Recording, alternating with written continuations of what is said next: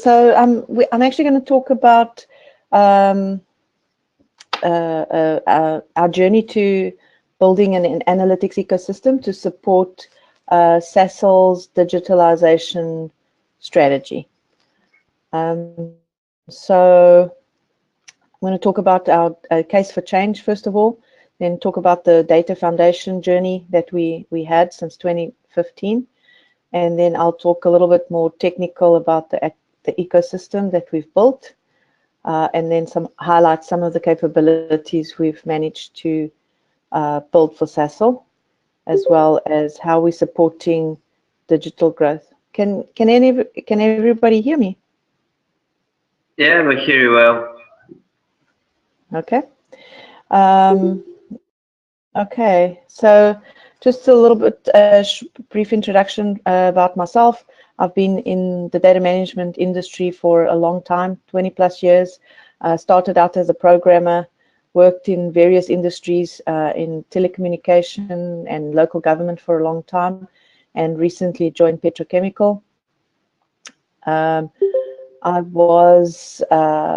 We started out the Southern Africa chapter for DAMA, the Data Management Association, in 2010, and I've worked in mostly specialized in data architecture, but in all facets of data management, data governance, data integration, architecture, even building enterprise GIS solutions for the municipalities down in South Africa.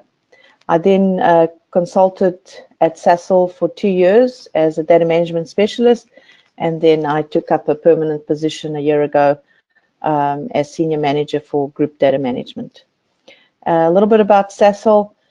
It is an international integrated oil and gas company as well as a chemical company. It's based in South Africa, but it is in over 33 countries. It employs over 30,000 people, and it has revenues exceeding $21 billion. It is a producer of fuel, majority producer of fuel from coal. So they've got a big coal mining operation, and they convert all the coal into fuel, and also some byproducts, basically on the chemical side of things that contribute to basically all plastic that we have in South Africa. Anything that's got plastic or painting, paints, lots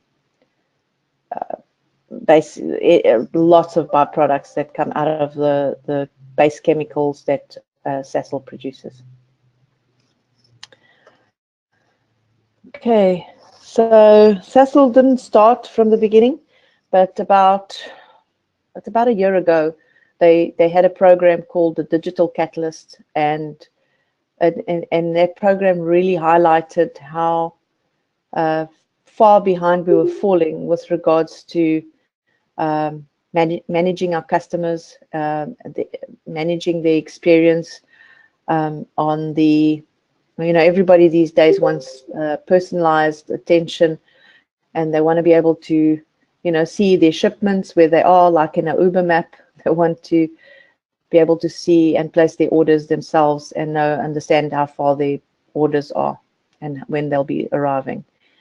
So they needed to create a major step change to stay ahead of the game. They were always seen as ahead of the game back in the 50s when they were established. They were funded by government, so they were a parastatal, so that they could create all energy requirements for Southern Africa when they were extremely isolated in those days.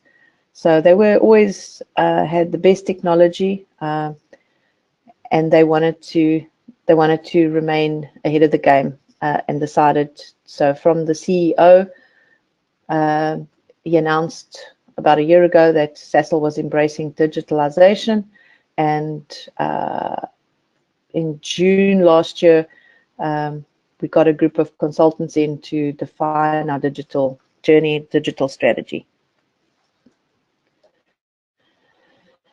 What that highlighted was how important data was, and that in order for them to realize this digital strategy, The blocks you see there in red were the things that are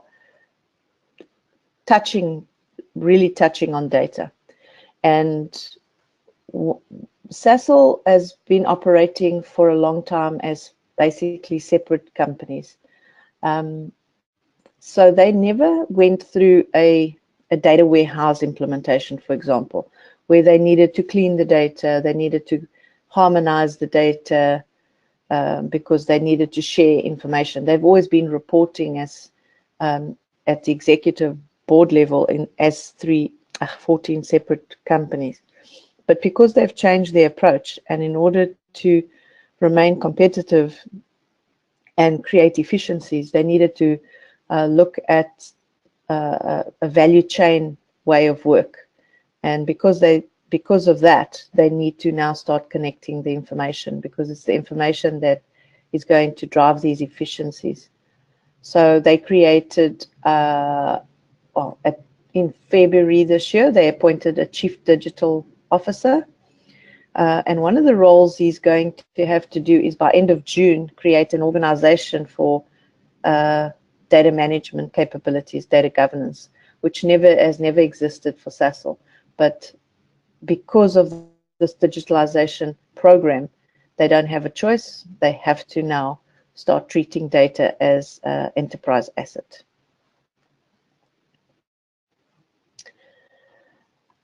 Yeah, this is just explaining that they need in order to fulfill these digitalization projects, they need to generate insights faster. They need to embrace data science, but they need to have their data feeding in a sustainable way. It needs to be complete and accurate. Otherwise, the insights aren't going to be not going to be able to be using them. Okay, I've already spoken about the CDO that's been appointed recently. Okay.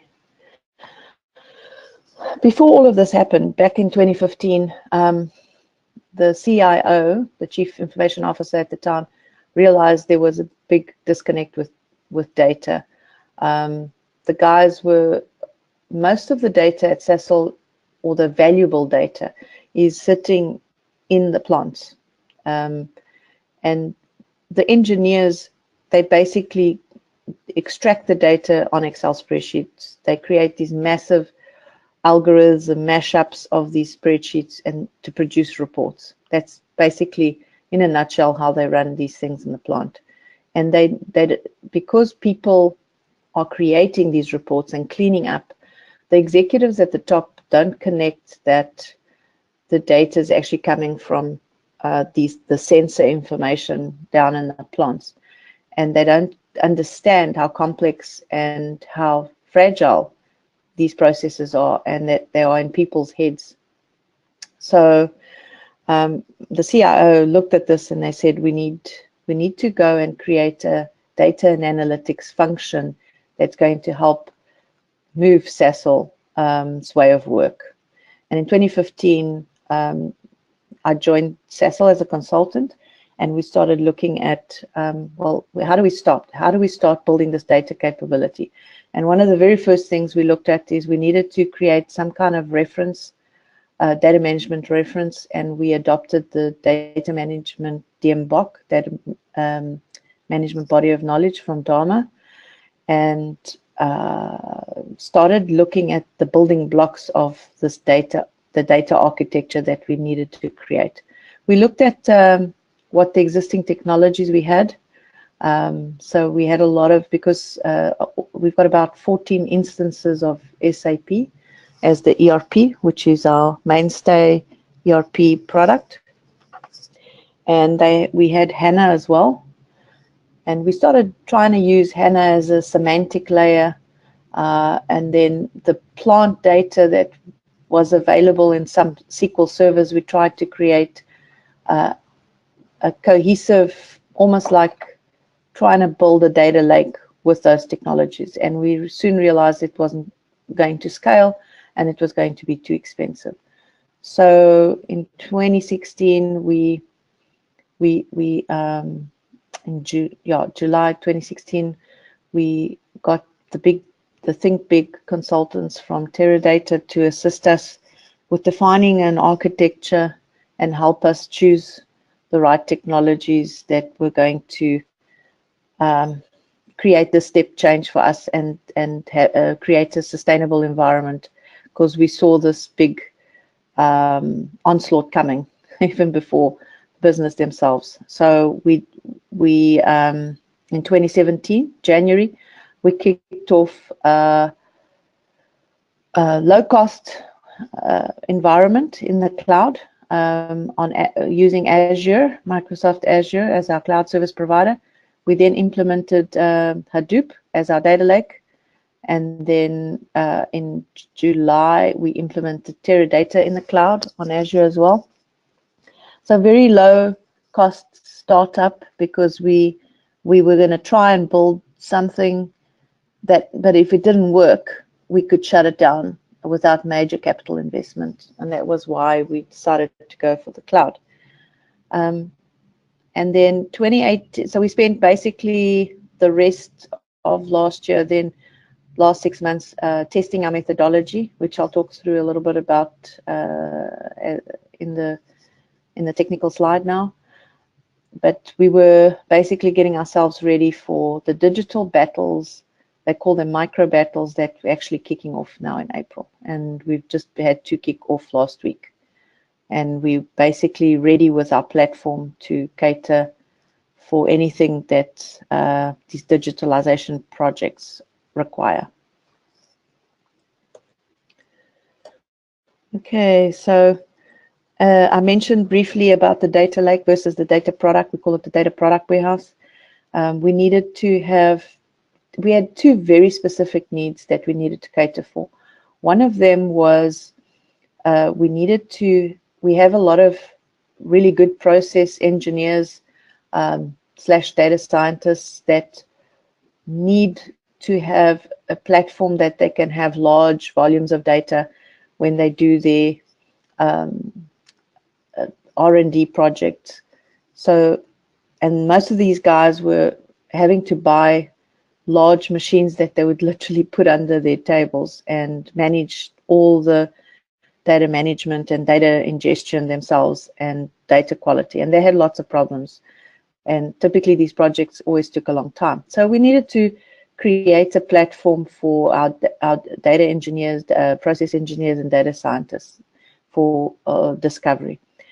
We also needed to have create the ability where we could have all the data just going into one place that everybody can come and fetch and learn about their data, because we feel that the data was locked up in these ERP systems or in these plant systems for years, and that people were reliant on friends to go and write an ABAP report to get the data out of the ERP environment, or they were reliant on this engineer that had access to the historian data in this plant or the section of the plant. So we needed to create a mechanism that we could make this data available as quickly as possible.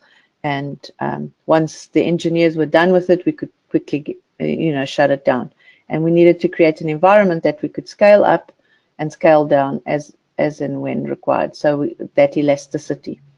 That's why we like the concept of the data lake. And the data lake was there for exactly to fulfill that. It's a discovery environment. It's the data that you see in your production systems that is available for you to play with, and then start making correlations between the various sets of data all over the place that they've never been able to do because they never had a data warehouse. Then the data product warehouse is now something where the data has now been modeled. It's got integrity. It's got what quality it's what type of quality it has, and it's more an environment that it is self-service, but it's for business intelligence. But it's not something that, for example, the data lake will be almost used for like firefighting, where you have very specialized data scientists. They go in, they know how to navigate, and they also know that the data might not be 100% perfect, but it's good enough for their data science work. Whereas the data product warehouse is of quality, it is reconciled back to systems of record, it's been modeled, and it's got a data owner that you can go and speak to. And these concepts, the data ownership, for example, sits now with the business. It's no longer an IT ownership. Okay, so this is our architecture diagram of the ecosystem, what it consists of. So on the left here, we've got all the different data sources. We pull all the data from our ERP environments, all 14 of them, into this data lake. And we also pull the data from our plant systems as well, our manufacturing execution systems, as well as any other system, including even some of IT data.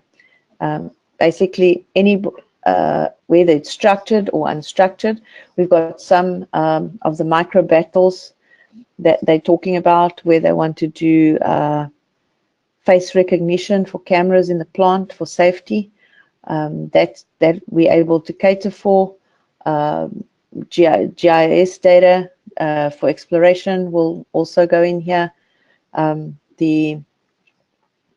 The other, most of the stuff is from the plant, which is really semi-structured. It's a time series data that can go in here. We've also got some image processing. Drones are some of the projects that they're implementing, which is to fly drones on their gas pipeline to detect for gas leaks. All of that sensor data will be able to flow into this environment, which is sitting in the Netherlands in the cloud, okay, in the data lake. So the data lake we implemented is a Cloudera instance of Hadoop, and we use Hive as our batch processing, but we're starting to really adopt Impala for our discovery because it's much, much faster. And they sit as processing engines. They sit in here, and they get used. So we've got Informatica is our tool of choice for ingesting all the data into the lake, and as well as processing that data further. What happens typically is any data that goes into the data product warehouse, which is Teradata, is first modeled. We do all our data modeling in Power Designer, and we create basically a third normal form model, which we call data objects, and we use Informatica's dynamic mapping to push the data then through into these data objects. These data objects are basically, they modeled in conjunction with the data owner so that it makes sense to any business analyst. So for example, in ERP, you might have structures, internal structures in ERP, in SAP that have sales orders and delivery orders in the same structures. We wouldn't do that. We would model it in such a way that a sales order goes into a sales order object, and a delivery note is a delivery note, and it sits in a different object. And that's quite important, the important difference. We have not just adopted the system of record model, we standardize the model on the side. However, we have a lot of issues currently with our data quality, and all the SAP instances are actually different, have been configured different, they're in different versions. Sometimes the wrong fields have been used incorrectly. So it's important that when we sit with the systems analysts from those systems, we map the data correctly. And we do all our mapping in Power Designer, all our source to target mapping. what that allows us to do is then to use that metadata and Informatica's wonderful dynamic mapping with parameters, so that we don't have to do ETL jobs for every single data object we push in here. It's actually done a dynamic mapping, like it says, and it looks at the metadata that we get from Power Designer, and it creates the ETL code. And we've been working on that now for the last 3 months, and we're busy industrializing that. The other important item of the data product warehouse is, and this was, I believe, the secret to our architecture, is we create only a set of persisted data objects at the bottom, and then we create data product views, which are for consumption. These data product views are governed by a data owner. For example, I'll give you an example of that. So in HR, they had a huge problem with the head count numbers. You'd think that for 33,000 employees, you could get that right, but it's been so difficult because all the different business units that need to use that information, which is just about all of them, they had different numbers for everything because they had different needs. So like finance would add a different rule here, and HR would look at it differently. So we had to identify an owner for headcount, and that owner then defined the rules which become enterprise reusable data product. That data product is then can be consumed by any other business units that build their own business views on top of those data products. The nice thing about this architecture as well is that it creates an abstraction layer.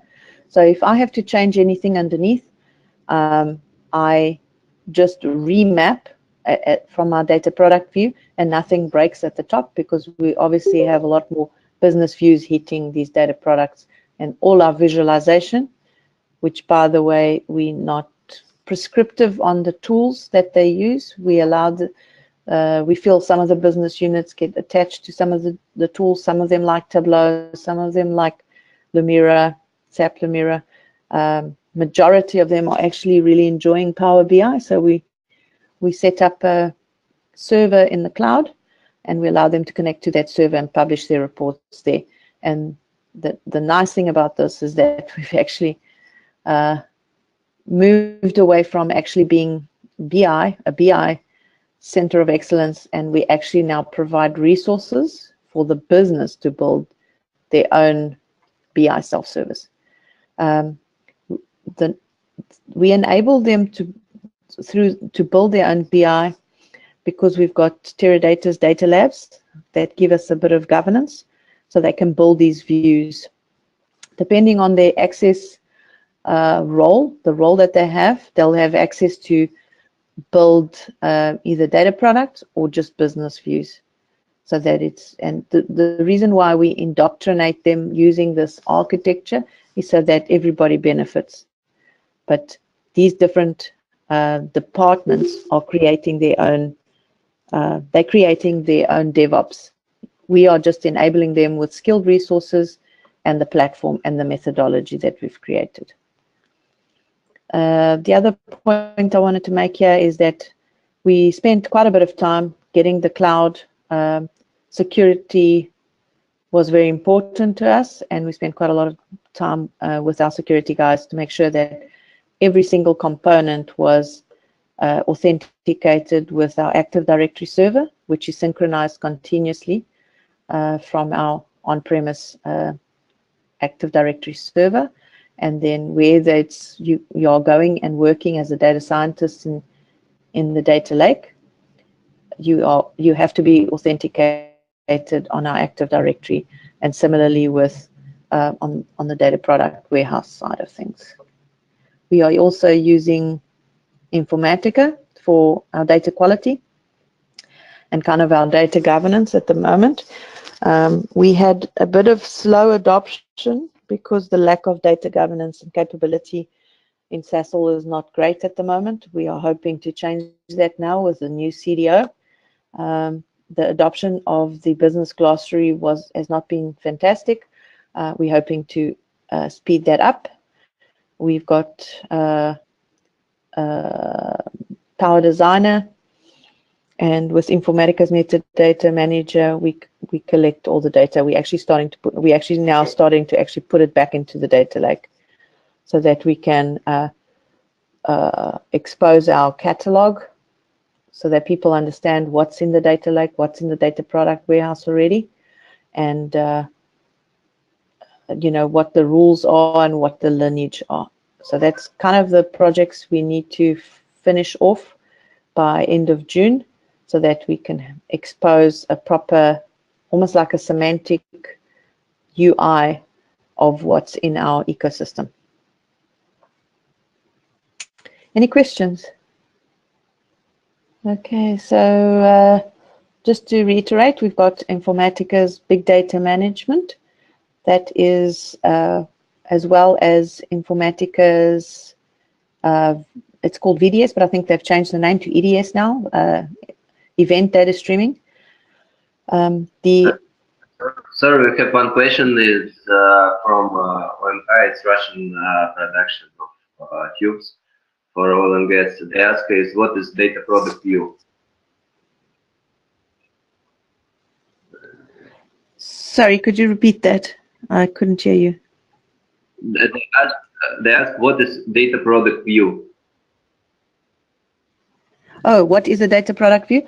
So it's just, all it is it's just a SQL view that combines these data objects. So for example, a data object is like a customer, and another data object is sales. Then I could create a data product view that gives me customer sales, and it's just the join between those two. It's just for user consumption, so it's better. It's better for like the head count as well. It's something that is going to be reused, a highly reused view, but it's just a view on top of those data objects, which are tables, basically. Okay, great. It's clear. Thank you. Okay. So we just wanted to mention on the ingestion, we've got a batch method that we use Informatica using the dynamic mapping. We've built an ETL framework that with metadata. So we really are using Informatica's dynamic mapping to basically automate as much as possible, because the idea is that we get the data as quickly as possible into the lake without having a lot of coding all over the place. And because Informatica connects to SAP, we've managed to automate it to a degree that we can just basically put the tables that we want, that we need in the data lake, and we can literally execute our dynamic mapping, and it looks at the metadata and it goes through and goes and executes the data and brings it into the lake and lands it into a Hadoop. That's the one side of things. We're using the streaming, the Vibe data streaming, to basically read our logs in our environment and push it into the lake, so we can start to do log analytics. We were going to look at it to pull the sensor data, but our control systems in the plant, the guys do not allow us to connect directly to those IoT systems. So we've had, I'll talk a little bit about the solution we've developed to get that right. The other thing, I've spoken about Power Designer, so I cannot explain how important this is. We model everything in Power Designer. All our documentation is done there. We never have to do a piece of documentation because we can actually produce it out of this product. It's a data modeling tool, if you're not familiar with it. We do all our rules, our source to target mappings, our filters, everything, even our views, all our views, so that we've got our metadata in one place. And then we we actually push that metadata into our data lake, and actually, no, not our data lake. We push it into our Informatica's SQL environment, and Informatica's dynamic mapping that we've written works through this metadata, and it goes and activates and runs the mappings that pulls the data into the lake and also into Teradata. Everything is scripted. We create out of Power Designer. We create all our Hive schemas. Even security is being done this way at the moment. It's very rudimentary, but we needed to start somewhere. And in terms of masking, and then all the data object structures and views get executed with scripts from Power Designer. Okay. Like I said as well, we do all our source to target mapping and the data modeling tool, and then we continuously align to our enterprise data model, so that we've got a communication tool with our data owners that they understand, and we keep so that we don't create things like the same object twice, because there's various different streams running with the business. So we have a process where the enterprise data modeler sits with all the modelers and makes sure that they always align and they always standardize on the structures of how these data objects will be built, which are aligned to the enterprise data model.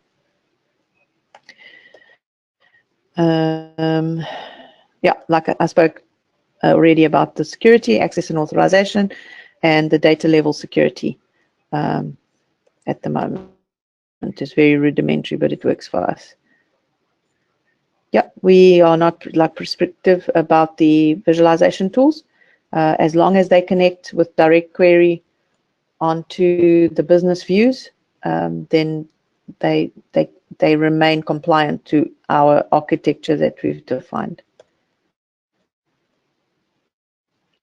Okay, and the self-service in the labs really help us to improve our velocity, because if those data analysts are building these views according to our architecture, they're able to then push it into production and publish it a lot quicker than if you were building dashboards and reports inside and doing all of those rules inside your visualization tools. So we've got quite strict rules about what they do.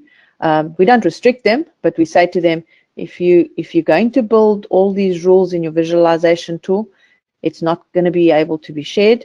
And if you want it deployed into a production environment, it's going to take us a lot longer to reverse engineer that, for example, out of Power BI into the right architecture, which we have here, and it's visible and shareable to everybody and reusable. Okay, business glossary, data dictionary, technical metadata. We are using Informatica for all of that, but we actually have started, because we're on the old version, we're not on the enterprise data catalog one. So at the moment, we actually push that already into our data lake. We're going to start doing analytics on that and reporting on that from the data lake. So this slide is basically explaining just a different view of the architecture layers.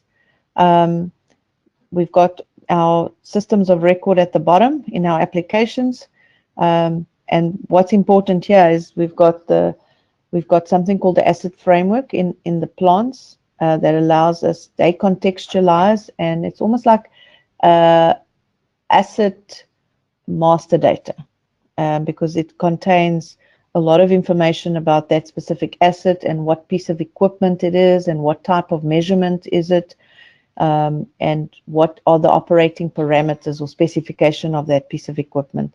That allows us to have all of that information. When we pull the data into the lake, it already comes with that information.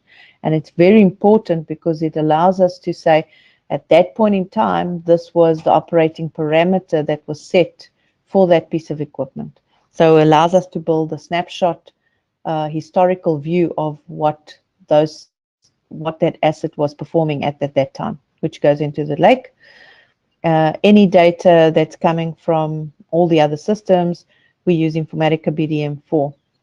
As a matter of fact, we use actually Informatica BDM through this asset framework, because the asset framework gives the data from the plant to Informatica BDM, and it is Informatica BDM that pushes it into the data lake. And then everything gets modeled, and once it's modeled, it goes into Teradata in the data object layer, and then the data products are views that get created that are a combination of these data objects for consumption, so that the business analysts create their business views that they require. The other important thing is the asset framework allows us to create an operational view that is federated. What that means is it allows us to pull just certain master data information they might require for operational view from these applications, as well as the asset data, the sensor data that's in the plants. And because of OSI Soft, which is a historian technology, it allows them to create a federated view immediately for them. So it's good for them to have real-time data of how the plant is operating, and to create alerts for them, but up to a maximum of 1 month of data. Anything that they need for management reporting that exceeds 1 month, it's no longer seen as operational data, and then that flows, because all this data flows anyway into this environment, they then have to go and get it from dashboards that sit on top of this environment rather than the operational environment. Any questions there?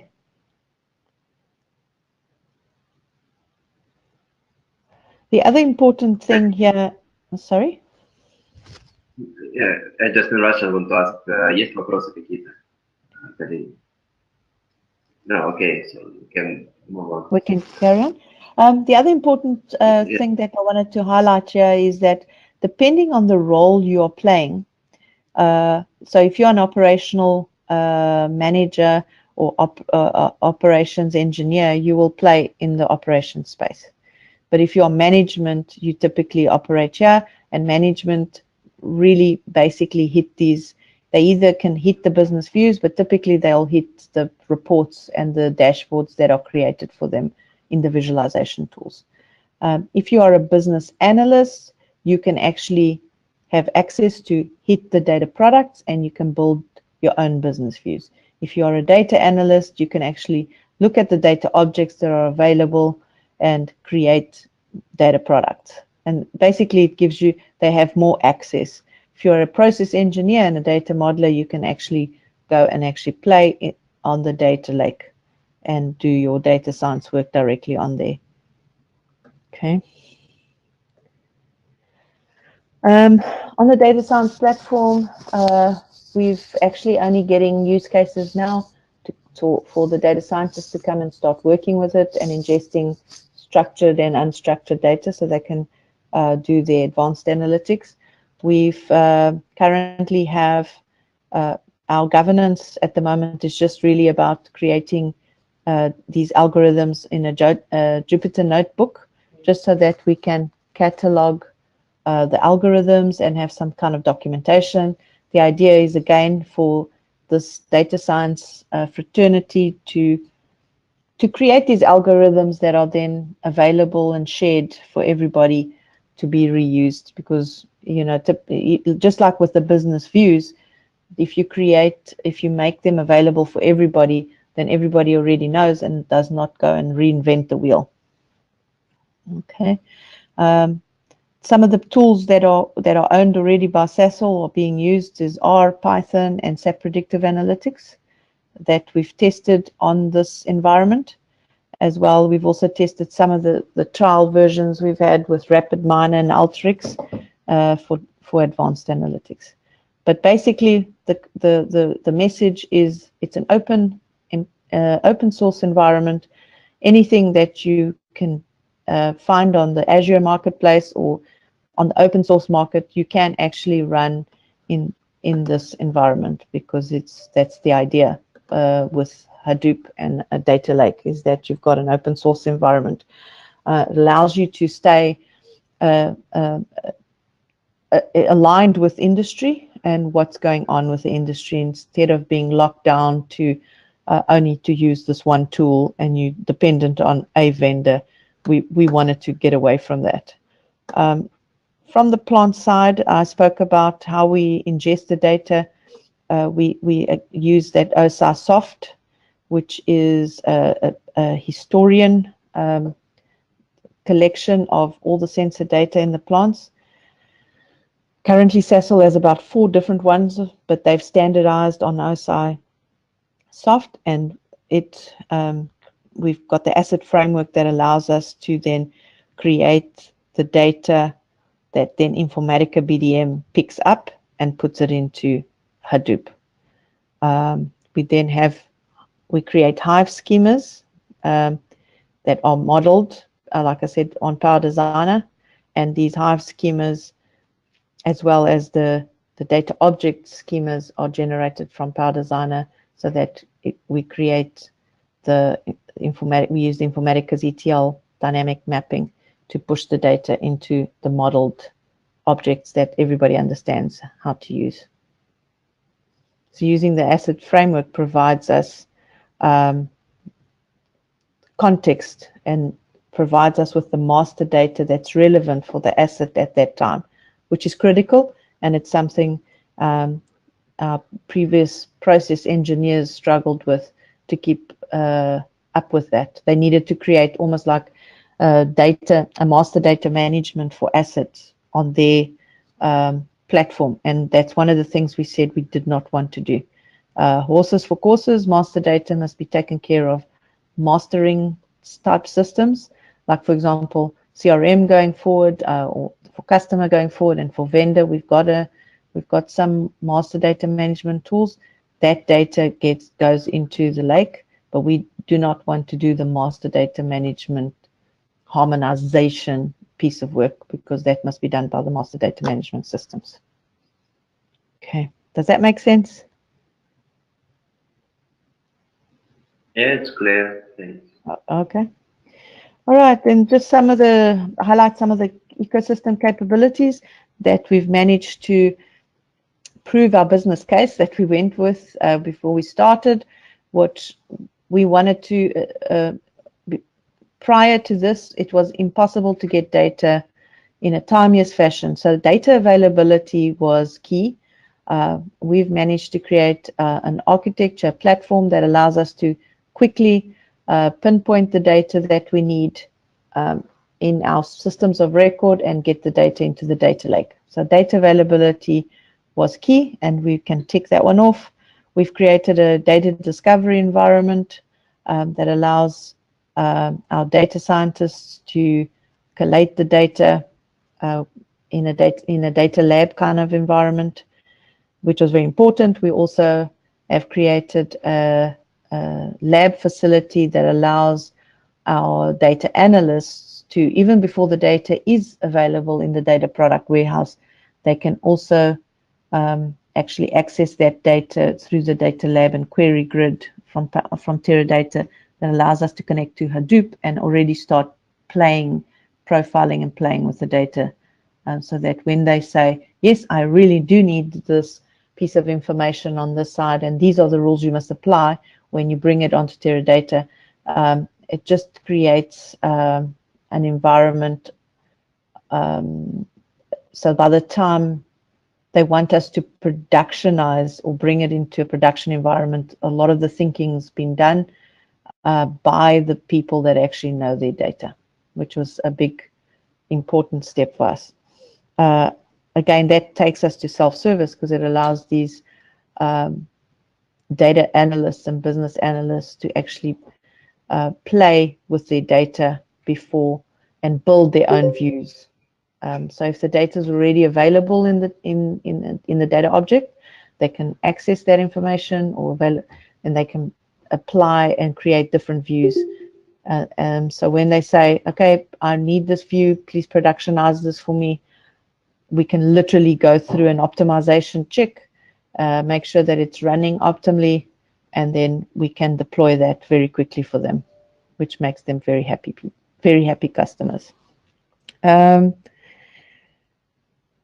data modeling process function or capability that we're trying to create at Sasol is really become very important, and it's really increased. Whereas prior to maybe 6 months ago, when the guys were trying to draw boxes, they kept on drawing process boxes.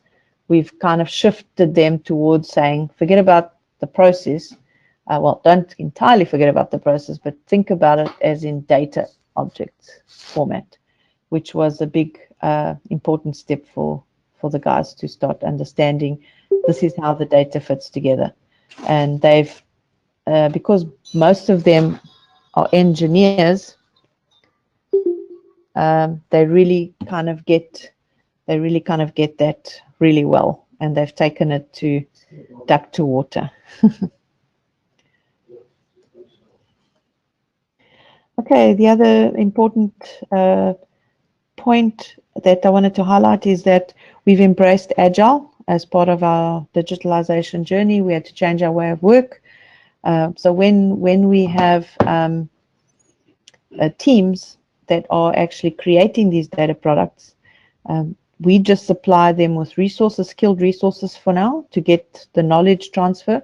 So we have a team of data modeling, a data modeler, the ETL developer, or sometimes, depending how big it is, maybe more, 2 or 3 ETL developers, and a functional analyst or systems analyst that knows the system of record, and then they provide the Scrum Master, and they are the product backlog owner.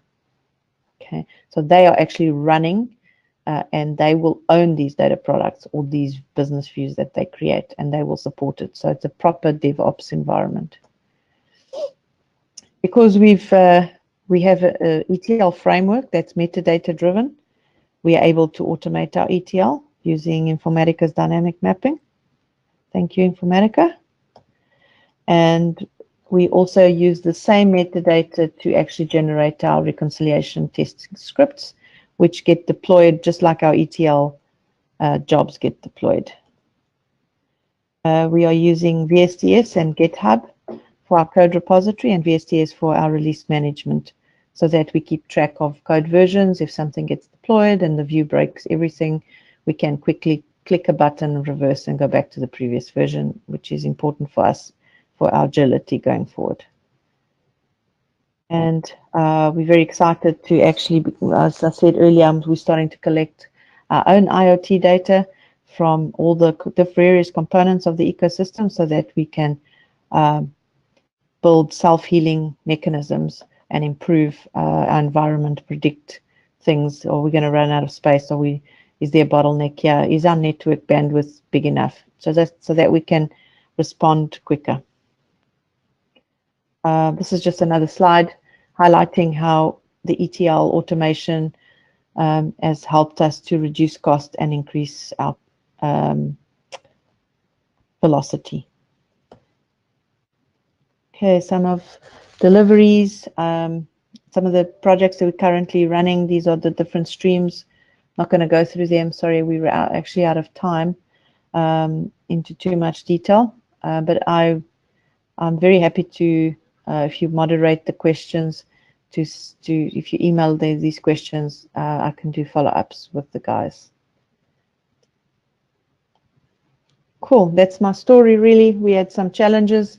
When we started out, BDM was bleeding technologies. Informatica's been really good at responding quickly to emergency bug fixes. We've had a couple. I think we have one we're busy implementing right now. But it was a bit slow and nerve-wracking starting up, but it's it's good to have good support both from all our vendors, really, Microsoft, Azure, Cloudera, Informatica, and Teradata. They've been really good, and everybody is excited about us being on the cloud. And yeah, that's really basically my story.